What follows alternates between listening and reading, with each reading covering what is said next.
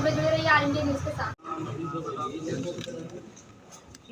मैं सबसे पहले हमारी पार्टी के राष्ट्रीय अध्यक्ष माननीय जयंत चौधरी सिंह जी का धन्यवाद कहना चाहता हूँ।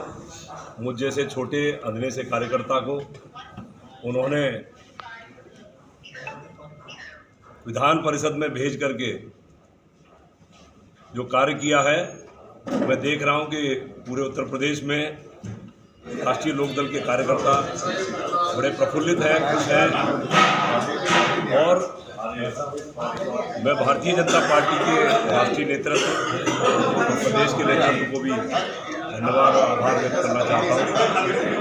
और राष्ट्रीय लोकदल के जो 9 रत्न हैं, 9 विधायक हैं, जिनमें से एक यहाँ पर मौजूद हैं सादाबाद के विधायक गुड्डू चौधरी जी। इन 9 के 9 विधायकों की ईमानदारी और पार्टी के प्रति समर्पण की भावना की वजह से ये मुकाम मुझे हासिल हुआ है। मैं इन लोगों का भी बहुत बहुत आभार व्यक्त करना चाहता हूँ। जैसा कि पूर्व वक्ताओं ने आपको बताया कि जयंत चौधरी जी के निर्णय का पूरे उत्तर प्रदेश में उनकी चर्चा हो रही है। राजकुमार सांगवान जी को उन्होंने लोकसभा की टिकट दे करके लोकसभा में पहुंचाने का काम किया है। बागपत से टिकट देना मतलब एक तरीके से उन्होंने उन्हें लोकसभा में पहुंचा दिया। चंदन सिंह चौहान पार्टी के पुराने कार्यकर्ता हैं, उनके पिताजी भी रहे, उनको बिजनौर से टिकट दे करके चौधरी साहब ने बहुत बड़ा संदेश दिया है। आज की तारीख में हमारी पार्टी के नेता सब सदन में पहुंच गए। विधानसभा में 9 विधायक हैं हमारे, मुझे विधान परिषद में भेज दिया। राज्यसभा में चौधरी साहब खुद हैं और लोकसभा में जल्दी हमारे 2 प्रत्याशी पहुंचने वाले हैं।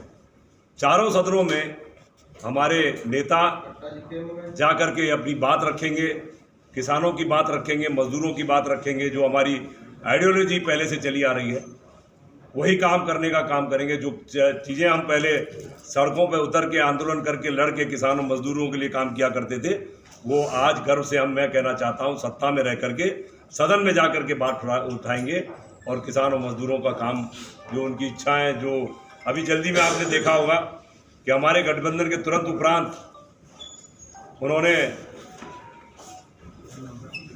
एक एससी समाज से अनिल कुमार जी को कैबिनेट मंत्री बना करके ये संदेश दिया है कि हमारी पार्टी हर जाति के लोगों का सम्मान करती है।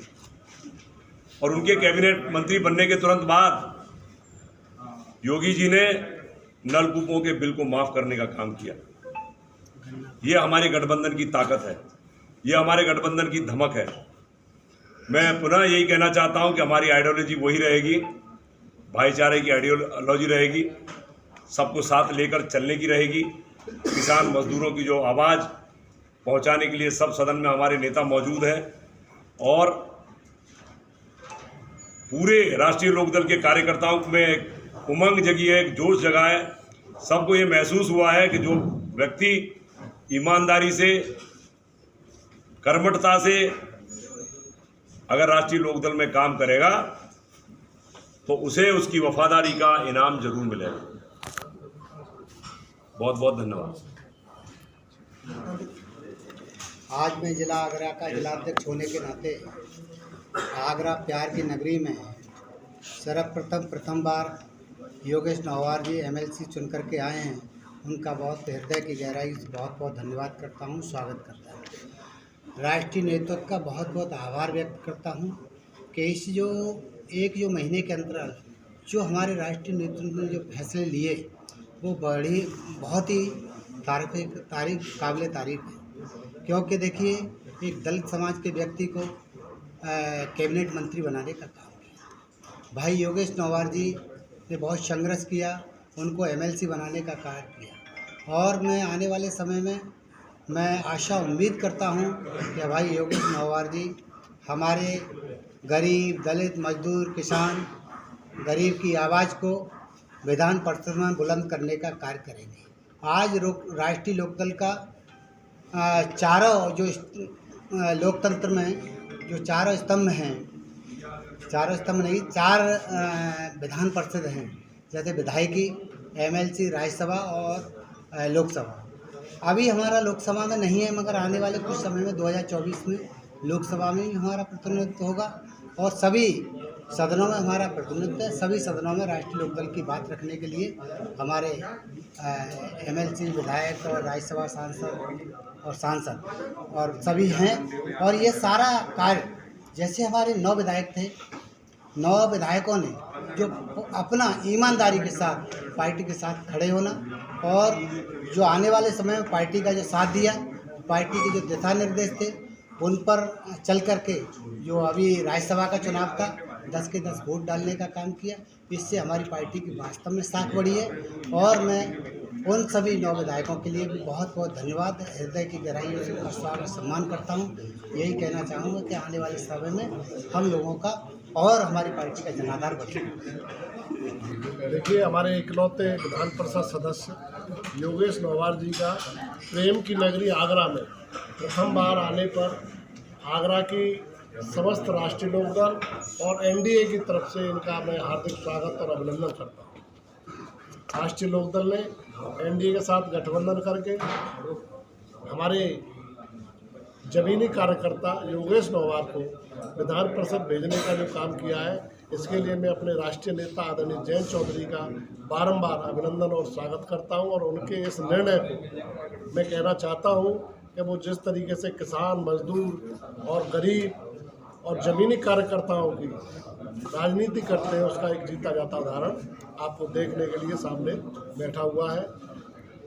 जिस तरीके से हमारे नेता ने स्वर्गीय श्रद्धेय चौधरी चरण सिंह जी को भारत रत्न मिलने के बाद किसानों के सम्मान को जो एनडीए ने और भारतीय जनता पार्टी ने जो इजाफा हुआ है और जो किसानों का सम्मान किया है एनडीए ने, भारतीय जनता पार्टी ने, उसे दृष्टिगत रखते हुए एनडीए में जाने का काम किया। अब हमारा नारा है कि जो हमारे देश के यशस्वी प्रधानमंत्री हैं मोदी जी के इस बार 400 पार, उसके लिए हम सभी राष्ट्रीय लोकदल के संपूर्ण नेतृत्व को लेकर मोदी जी की आवाज़ को बुलंद करने का काम करेंगे और आने वाले आगामी लोकसभा चुनाव में जो उनका नारा है 400 पार का, उसे 400 नहीं 450 पार करने का काम करने की कोशिश करेंगे। धन्यवाद। योगेश नौवार जी को अभिनंदन करता हूं, स्वागत करता हूं। हमारे राष्ट्रीय नेतृत्व ने भाई योगेश नौवार जी को विधान परिषद में भेज करके बहुत बड़ा काम किया है। चूँकि योगेश जी अपने मुंह से नहीं कह पा रहे हैं, योगेश जी ने बहुत संघर्ष किया है। 2017 का चुनाव बहुत नज़दीकी से हारे और 2022 का जो चुनाव था वो चुनाव में लड़ते लड़ते वो नहीं लड़ पाए। तो इन सब बातों को देखते हुए माननीय चौधरी जयंत सिंह जी ने जो निर्णय लिया है वो बहुत शानदार निर्णय है और हम सब लोग अप्रिशिएट करते हैं, आभार प्रकट करते हैं और धन्यवाद देते हैं अपने नेतृत्व को। साथ ही साथ हमारे साथ में बैठे हैं सादाबाद के आदरणीय विधायक गुड्डू चौधरी जी। ये हमारे पार्टी के 9 विधायक हैं, उनमें से एक आप यहाँ बैठे हैं। सभी विधायकों ने पार्टी के नेतृत्व के निर्देश पर भारतीय जनता पार्टी के साथ गठबंधन में अपना धर्म, अपना कर्म निभाने का काम किया। इन सब के लिए भी मैं बहुत आभार प्रकट करता हूँ, धन्यवाद देता हूँ। और आशा है कि योगेश जी आने वाले समय में विधान परिषद में जाकर किसानों की आवाज़ को बुलंद करने का काम करेंगे। बस मैं यही कहना चाहता हूँ। धन्यवाद।